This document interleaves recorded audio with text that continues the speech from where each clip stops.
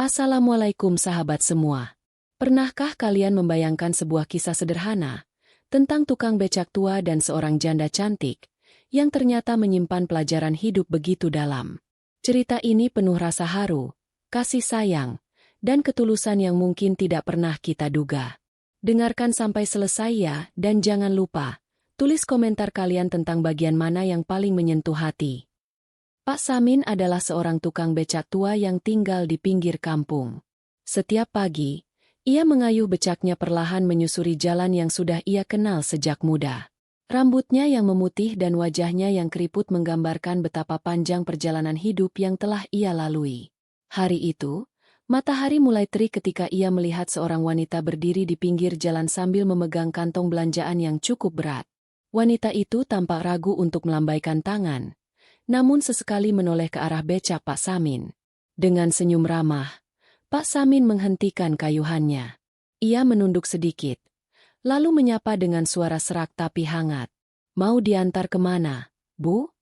tanyanya penuh sopan santun. Wanita itu terdiam sejenak. Dari wajahnya terlihat kecantikan yang teduh meski raut letih jelas terpancar. Akhirnya ia menjawab lirih, "Ke rumah, Pak, di kampung seberang." Pak Samin membantu mengangkat kantong belanjaan itu ke dalam becak, lalu mempersilakan wanita tersebut naik. Kayuhan dimulai dengan pelan. Becak berderit mengikuti jalanan kampung yang tidak rata. Dalam perjalanan, suasana hening hanya diisi suara rantai becak yang berdecit. Sesekali Pak Samin melirik melalui kaca spion kecil di sampingnya, melihat wanita itu menunduk seakan memendam beban yang berat. Setelah beberapa menit, wanita itu akhirnya membuka percakapan. "Namanya siapa, Pak?" Suaranya lembut namun terdengar rapuh. "Samin, Bu, orang kampung sini sudah lama mengenal saya. Pekerjaan saya cuma ini, nganter orang dengan becak," jawab Pak Samin sambil tersenyum tipis. Wanita itu mengangguk pelan, lalu berkata, "Saya Maya, baru saja pindah lagi ke rumah orang tua saya setelah ditinggal suami." Ucapannya terhenti, seakan menahan sesuatu yang sulit ia katakan. Pak Samin tidak banyak bertanya. Ia hanya mengangguk sambil mengayuh lebih kuat, seolah ingin memberi kenyamanan lewat tindakannya, bukan lewat kata-kata. Dari situ, pertemuan yang tampak biasa itu diam-diam menjadi awal dari sebuah kisah yang tak pernah mereka bayangkan. Hari-hari berikutnya, Maya semakin sering terlihat di jalanan kampung dengan membawa barang belanjaan. Hampir setiap kali itu pula, Pak Samin selalu ada di sekitar. Seakan ada kebetulan yang mempertemukan mereka berulang kali. Maya mulai terbiasa memanggil becak tua milik Pak Samin. Meski becak itu sudah berkarat dan sering berdecit, bagi Maya ada rasa aman setiap kali ia duduk di atasnya. Rasa aman itu datang bukan dari kendaraan, melainkan dari sosok pengayuhnya. Di setiap perjalanan, percakapan mereka semakin panjang. Dari obrolan ringan tentang cuaca, hingga cerita Maya mengenai masa lalunya. Ia menceritakan bagaimana kehidupannya berubah drastis setelah suaminya meninggalkan dirinya seorang diri tanpa penopang. Pak Samin mendengarkan dengan sabar. Sesekali ia menimpali dengan kalimat singkat, namun penuh makna. "Sabar ya, Bu. Allah pasti sudah menyiapkan jalan lain untuk panjenengan." Ucapan itu terdengar sederhana, tapi membuat hati Maya sedikit tenang. Sampai suatu sore, hujan deras turun tiba-tiba saat Maya sedang diantar pulang. Becak kecil itu terpaksa berhenti di pinggir gubuk tua tempat berteduh. Pak Samin turun, menutupi barang belanjaan dengan jas hujan usangnya, agar tidak basah.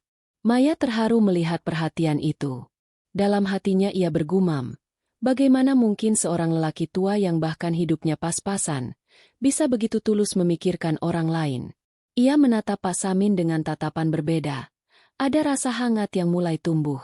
Hujan berlangsung lama, membuat mereka berdua duduk bersebelahan di bawah gubuk reot. Rintik hujan yang jatuh seolah memberi kesempatan untuk lebih dekat. Maya mulai berani bertanya tentang kehidupan Pak Samin. Pak Samin bercerita, ia sudah lama hidup sendiri sejak istrinya meninggal bertahun-tahun lalu. Anak-anaknya merantau jauh, jarang memberi kabar. Sejak itu, becaklah yang menjadi teman setianya. Maya terdiam mendengar kisah itu. Ia seperti bercermin pada dirinya sendiri, sama-sama merasakan kehilangan, sama-sama berjuang dalam kesendirian. Diam-diam, ada ikatan yang tak kasat mata mulai menghubungkan hati mereka. Malam itu, ketika hujan akhirnya reda, Maya pulang dengan perasaan yang berbeda. Ia sadar, hari-hari ke depan mungkin tidak akan sama lagi.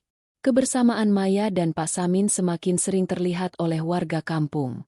Hampir setiap sore, becak tua itu terparkir di depan rumah Maya, sementara Pak Samin menunggu sambil duduk di bangku kayu sederhana. Awalnya orang hanya melirik biasa. Namun, lama-kelamaan bisik-bisik mulai terdengar. Beberapa ibu-ibu di warung pojok berbisik sambil melirik tajam. Itu janda cantik kok dekat sekali sama tukang becak tua.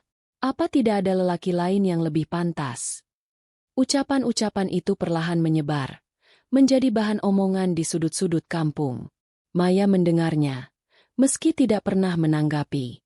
Ia tahu, pandangan orang akan selalu ada, apalagi pada dirinya yang masih muda dan berwajah ayu. Suatu sore, saat Maya turun dari becak, seorang tetangga mendekat dengan nada bercampur sindiran. "Bu Maya, hati-hati ya. Jangan sampai orang salah paham. Masa sering banget kelihatan sama Pak Samin?" Maya hanya tersenyum tipis, tidak menjawab. Namun setelah masuk rumah, dadanya terasa sesak. Malam itu ia duduk termenung di ruang tamu, merenungkan kata-kata yang menusuk itu. Esoknya, Maya tetap memanggil becak Pak Samin untuk berbelanja. Saat perjalanan pulang, ia akhirnya menceritakan keresahan hatinya. "Pak, orang-orang mulai membicarakan saya, karena terlalu sering terlihat saman jenengan." Pak Samin terdiam cukup lama. Kayuhannya melambat. Lalu ia menghela napas panjang dan berkata, "Bu Maya, hidup ini kalau terlalu mendengar omongan orang, kita tidak akan pernah tenang. Yang penting, kita tahu niat kita baik." Maya menunduk. Matanya berkaca-kaca. Ada keteguhan dalam suara Pak Samin yang membuatnya lebih kuat. Namun jauh di lubuk hati, ia sadar bahwa kedekatan ini memang sudah lebih dari sekadar kebetulan. Sejak saat itu, gosip semakin ramai. Namun Maya tidak lagi gentar. Ia justru semakin sering menghabiskan waktu dengan Pak Samin, seolah ingin membuktikan bahwa kebaikan tulus tidak bisa diukur dari status maupun harta. Malam itu, angin berhembus pelan dari jendela rumah Maya yang terbuka. Ia duduk termenung sambil menatap lampu minyak yang redup. Pikirannya penuh dengan sosok Pak Samin, lelaki tua yang sederhana namun selalu hadir ketika ia membutuhkan. Dalam keheningan, Maya mulai menyadari sesuatu yang tidak pernah ia bayangkan. Hatinya bergetar setiap kali melihat senyum Pak Samin. Ada rasa nyaman yang sulit dijelaskan, meski perbedaan usia mereka begitu jauh. Keesokan harinya, Maya sengaja menunggu di depan rumah lebih awal. Ia ingin mencari alasan untuk bisa berbicara lebih lama dengan Pak Samin. Dan benar saja, tak lama kemudian becak tua itu datang dengan derit rantainya yang khas. "Bu Maya, hari ini ke pasar lagi?"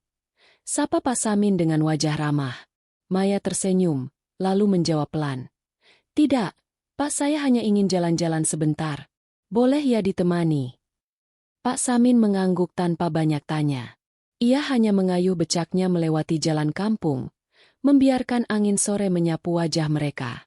Perjalanan itu hening, tapi penuh arti. Tiba-tiba, Maya berbisik lirih. "Pak, jenengan tidak pernah merasa kesepian? Tinggal sendiri, tanpa istri, tanpa anak di rumah?"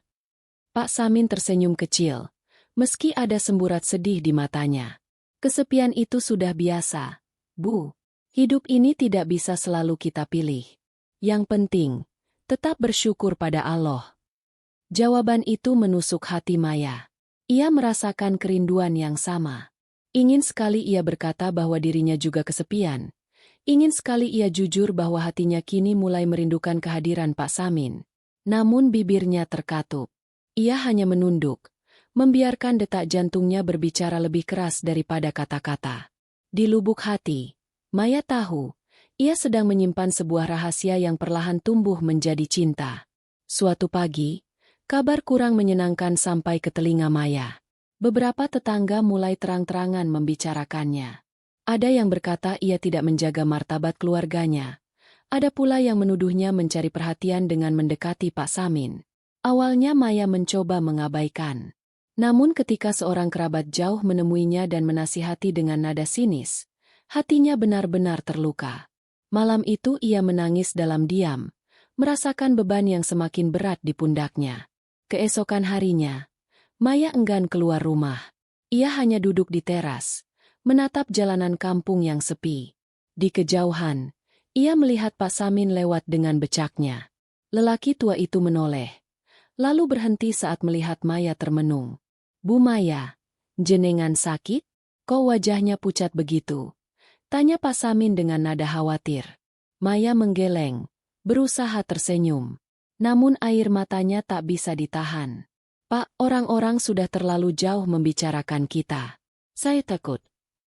Suaranya tercekat di tenggorokan. Pak Samin terdiam, lalu duduk di sampingnya. Ia menatap lurus ke depan, tidak langsung menjawab. Hanya kayu becak yang tua menemani kesunyian di antara mereka. Setelah beberapa saat, ia berkata pelan, "Bu, kalau jenengan merasa terganggu, saya bisa menjauh. Saya tidak ingin hidup panjenengan jadi susah karena saya." Maya langsung menoleh, hatinya seperti ditusuk. Ia sadar betapa besar arti kehadiran Pak Samin. "Jangan bilang begitu.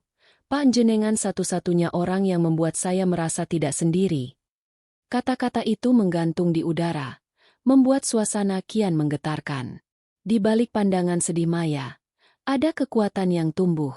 Ia tahu, kebahagiaan sejati tidak harus mengikuti penilaian orang lain. Musim hujan kembali datang. Jalanan kampung menjadi licin, genangan air di mana-mana. Meski tubuhnya semakin renta, Pak Samin tetap mengayuh becaknya, berusaha mencari rezeki sekadarnya. Namun sejak beberapa minggu terakhir, batuknya makin sering terdengar, napasnya pun tersengal. Suatu sore, Maya sedang menunggu di depan rumah ketika ia melihat Pak Samin datang dengan wajah pucat. Keringat dingin membasahi dahinya meski udara sedang sejuk. Melihat itu, Maya bergegas menghampiri dan menahan lengannya. "Pak, jenengan kelihatan sakit sekali. Kenapa memaksakan diri masih bekerja?" tanya Maya cemas. Pak Samin tersenyum lemah. "Kalau tidak bekerja, besok saya makan apa, Bu? Becak ini satu-satunya jalan saya untuk bertahan." Maya menggigit bibirnya. Hatinya seperti diremas. Ia tahu betapa keras kepala lelaki tua itu. Tapi ia tidak bisa hanya diam. Malam itu, Maya menyiapkan makanan hangat lalu mengantarkannya ke rumah kecil Pak Samin di ujung kampung. Rumah itu sederhana, bahkan bisa dibilang reot. Atapnya bocor di beberapa bagian, dinding kayunya rapuh. Saat Maya masuk, ia terkejut melihat betapa sepi dan sunyinya tempat itu. Tidak ada suara lain selain batuk Pak Samin yang menggema. Tanpa banyak kata, Maya membantu membereskan ruangan, menyiapkan tempat tidur, dan memaksa Pak Samin beristirahat. Lelaki tua itu hanya bisa terdiam. Matanya berkaca-kaca melihat ketulusan Maya. "Maya, kenapa jenengan repot-repot begini? Saya ini hanya orang tua yang tidak punya apa-apa," ucap Pak Samin lirih. Maya menatapnya lembut. "Karena jenengan sudah mengajarkan saya arti ketulusan. Kalau saya biarkan jenengan sakit sendirian, hati saya tidak akan tenang." Malam itu menjadi saksi bahwa hubungan mereka bukan lagi sekadar penumpang dan tukang becak. Ada ikatan kuat yang tumbuh, lahir dari kepedulian yang tulus. Dan sejak hari itu, Maya berjanji dalam hati, ia tidak akan membiarkan Pak Samin melewati hari-hari beratnya sendirian. Hari-hari terasa semakin berat bagi Pak Samin. Tubuhnya kian lemah. Kayuhan becaknya tidak lagi sekuat dulu. Kadang ia hanya bisa duduk di teras rumah reotnya, menatap jalanan sepi dengan pandangan kosong. Maya semakin sering datang. Ia membawa makanan, obat-obatan, dan kadang hanya sekadar duduk menemani. Kehadirannya membuat rumah sederhana itu terasa lebih hidup. Senyum Pak Samin selalu mengembang setiap kali Maya mengetuk pintu. Suatu sore, saat matahari mulai tenggelam, Maya datang dengan membawa termos kecil berisi teh hangat. Ia melihat Pak Samin duduk terkulai di kursi kayu. Nafasnya tersengal, Wajahnya pucat, namun senyumnya tetap ada. Maya, terima kasih. Jenengan sudah membuat hari-hari saya tidak lagi sepi, ucap Pak Samin lirih. Maya berjongkok di sampingnya, menggenggam tangan keriput itu dengan erat. Air matanya menetes, membasahi jemari Pak Samin. Pak, jangan bicara begitu. Saya yang seharusnya berterima kasih, karena jenengan selalu hadir ketika saya hampir menyerah. Suasana senja itu begitu hening. Hanya suara jangkrik dari balik semak dan detak jantung yang terasa bergetar di dada Maya. Pak Samin menatap langit yang mulai gelap, lalu berbisik pelan. Allah Maha Baik, masih memberi saya kesempatan merasakan ketulusan sebelum saya menutup mata. Maya tidak mampu berkata apa-apa. Ia hanya menangis, mendekap tangan tua itu seakan tidak ingin melepaskannya. Di dadanya, perasaan hangat bercampur pilu semakin menyesakkan. Malam itu, kabar mengejutkan menyebar di kampung. Pak Samin pergi dengan tenang dalam tidurnya. Tidak ada harta yang ia tinggalkan, hanya becak tua dan kenangan tentang ketulusan yang tak ternilai. Di pemakaman sederhana, Maya berdiri sendirian. Banyak orang kampung datang, bahkan yang dulu mencibir kini ikut menunduk penuh hormat. Air mata Maya mengalir deras, namun senyum tipis menghiasi wajahnya.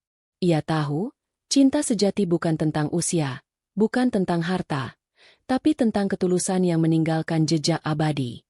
Beberapa hari setelah kepergian Pak Samin, rumah Maya terasa berbeda. Setiap pagi ia duduk di teras, menatap jalanan kampung yang dulu sering dilalui becak tua itu. Derit rantai dan kayuhan pelan seakan masih terdengar dalam ingatannya. Maya mencoba mengisi harinya dengan kegiatan lain. Ia merawat tanaman di halaman, menyapu jalan depan rumah, dan sesekali pergi ke pasar berjalan kaki. Namun setiap langkah selalu mengingatkannya pada kebersamaan yang pernah ada. Di pasar, beberapa pedagang yang mengenal Pak Samin sering menanyakan kabar. Bu Maya, jadi sepi ya kalau tidak ada Pak Samin narik becak di sini, kata salah seorang pedagang sayur. Maya hanya tersenyum samar, menahan perasaan yang bergejolak di dadanya. Malam harinya, Maya membuka kembali kantong kecil yang dititipkan Pak Samin sebelum beliau sakit parah. Di dalamnya hanya ada sapu tangan lusuh dan sebuah foto tua. Foto keluarga kecil yang pernah ia miliki. Maya menatapnya lama, merasakan betapa dalamnya kesepian lelaki itu selama ini. Hari-hari berlalu, gosip yang dulu ramai perlahan mereda. Orang-orang kampung kini lebih sering menyapa Maya dengan ramah. Beberapa bahkan mulai membantu, seolah menyadari kebaikan yang telah ia lakukan untuk almarhum Pak Samin. Waktu berjalan, musim berganti. Maya perlahan mulai menemukan keseimbangan dalam hidupnya. Ia tidak lagi menangis setiap malam, meski rasa kehilangan itu tak pernah benar-benar hilang. Di hatinya, bayangan Pak Samin tetap hidup, menjadi cahaya yang menuntunnya. Becak tua peninggalan Pak Samin kini terparkir di halaman rumah Maya. Setiap pagi, ia membersihkan debu dan merapikan kursinya. Kadang anak-anak kecil kampung datang, memanjat becak itu sambil tertawa riang. Maya hanya tersenyum, membiarkan suara tawa itu menghidupkan suasana. Orang-orang kampung semakin menghormatinya. Mereka melihat Maya bukan lagi sekadar janda cantik, melainkan seorang perempuan kuat yang telah menjaga kenangan seorang lelaki tua dengan penuh kasih. Perlahan, bisik-bisik yang dulu menusuk berubah menjadi pujian. Suatu hari, seorang pemuda dari kampung sebelah datang dan menawarkan untuk membeli becak itu. Katanya, ia ingin memperbaikinya dan memakainya lagi. Maya menatap becak itu lama, lalu menggeleng pelan. Maaf, becak ini bukan untuk dijual. Ini peninggalan yang akan saya rawat selamanya. Malam itu, Maya duduk di teras bersama lampu minyak kecil. Angin sepoi membawa harum bunga Kamboja dari halaman. Ia menatap becak tua itu dengan mata berkaca-kaca, lalu berbisik lirih. Pak Samin, saya akan terus menjaga apa yang jenengan tinggalkan. Bukan hanya becak ini, tapi juga ketulusan yang pernah jenengan tanamkan di hati saya. Bintang bertaburan di langit, seakan menjadi saksi bisu janji itu. Maya menutup matanya, merasakan ketenangan yang belum pernah ia rasakan sebelumnya. Tidak ada lagi rasa takut terhadap omongan orang. Tidak ada lagi keraguan dalam melangkah.